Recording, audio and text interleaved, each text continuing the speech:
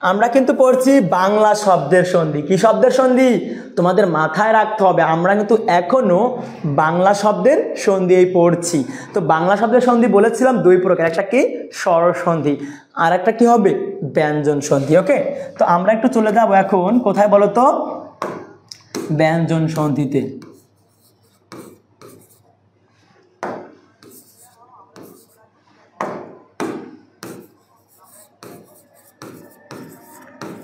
ব্যঞ্জন সন্ধি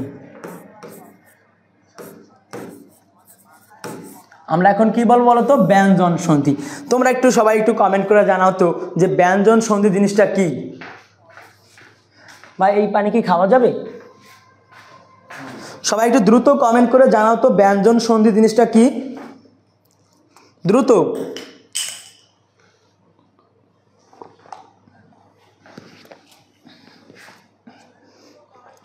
তোমরা জানো কি না যে ব্যঞ্জন সন্ধি জিনিসটা কি? আমরা কিন্তু বলেছিলাম যে স্বরসন্ধি হচ্ছে কি দুটি স্বরধ্বনির মিলন।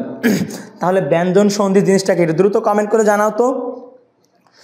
তোমরা সবাই একটু দ্রুত লাইভটা শেয়ার করো। তুমি যদি লাইভটা শেয়ার করো আমাদের সবার জন্য অনেক ভালো, কেননা অনেক স্টুডেন্ট আছে যারা অনলাইনে বা অফলাইনে কোচিং করতে পারে না, তারাও কিন্তু আজকের ক্লাসে যুক্ত হতে পারবে।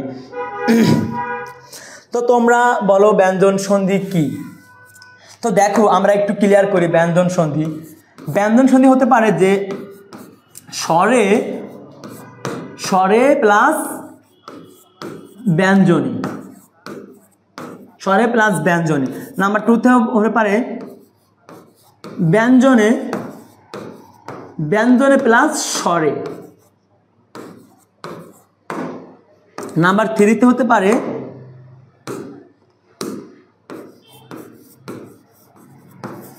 ব্যঞ্জনে প্লাস ব্যঞ্জনে।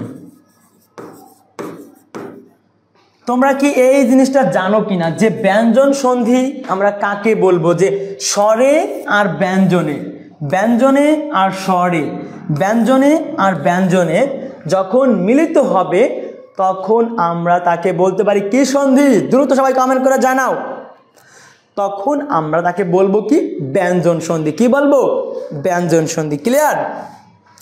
তোমরা কে কে বুঝতে পেরেছো সংজ্ঞাটা যে ব্যঞ্জন সন্ধি হচ্ছে? আমি আবারও বলি যে ব্যঞ্জন সন্ধি বলতে আমরা বুঝবো স্বরে ব্যঞ্জনে, ব্যঞ্জনে অথবা স্বরে, অথবা ব্যঞ্জনে অথবা ব্যঞ্জনে। যখনই তুমি এই তিন ধরনের স্ট্রাকচার দেখতে পাবে তখন তুমি ধরে নিবে যে এটা কি সন্ধি?